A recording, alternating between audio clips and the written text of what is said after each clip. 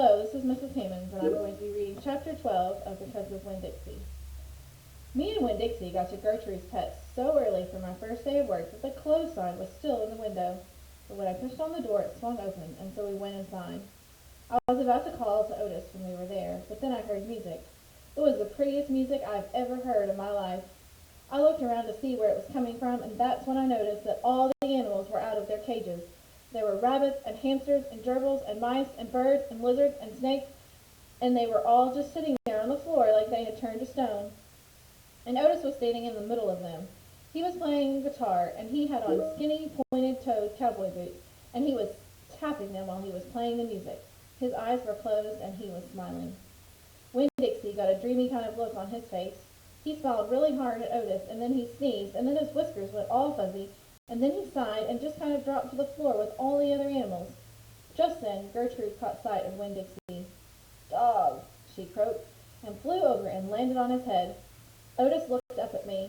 He stopped playing his guitar, and the spell was broken. The rabbits started hopping, and the birds started flying, and the lizards started leaping, and the snakes started slithering, and Winn Dixie started barking and chasing everything that was moving, and Otis shouted, "Help me!" For what seemed like a long time, me and Otis ran around trying to catch mice and gerbils and hamsters and snakes and lizards. We kept on bumping into each other and tripping over the animals, and Gertrude kept screaming, "Dog! Dog!" Every time I caught something, I put it back in the first cage I saw. I didn't care if it was the right cage or not. I just put it in and slammed the door. And the whole time I was chasing things, I was thinking that Otis must be some kind of snake charmer. The way he could play his guitar and make all the animals turn to stone. And then I thought, this is silly. I shouted over Winn Dixie barking and Gertrude yelling. I said, "Play some more music, Otis." He looked at me for a minute. Then he started playing his guitar, and in just a few seconds everything was quiet.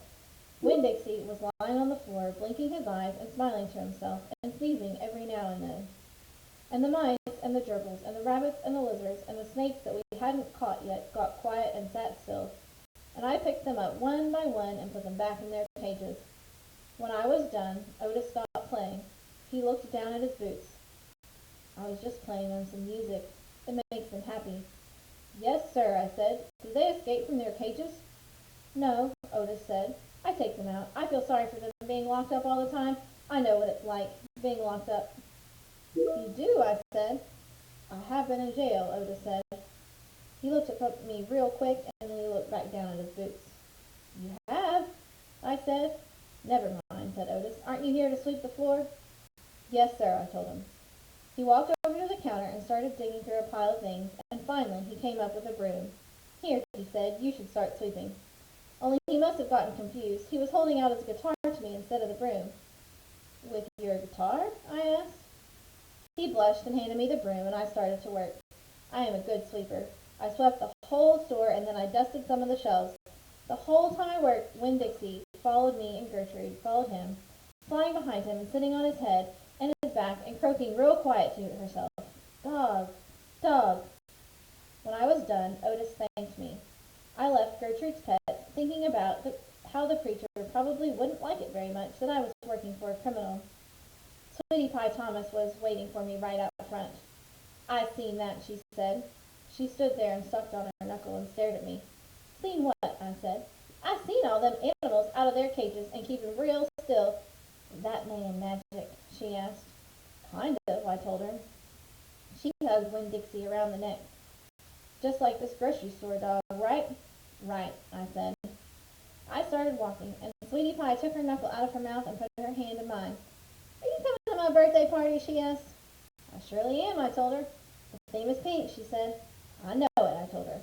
"I gotta go," she said all of a sudden. "I gotta go home and tell my mom about what I seen. I live right down there in that yellow house. That's my mama on the porch. You see her? She's waving at you." I waved at the woman on the porch, and she waved back, and I watched Sweetie Pie run off to tell her mama about Otis being a magic man. It made me think about my mama and how I wanted to tell her the story about Otis charming all the animals. I was collecting stories for her. I would also tell her about Miss Franny and the bear, and about meeting Gloria Dump and believing for just a minute that she was a witch. I had a feeling that these were the kind of stories my mama would like, the kind that would make her laugh out loud, the way the preacher said she liked to laugh.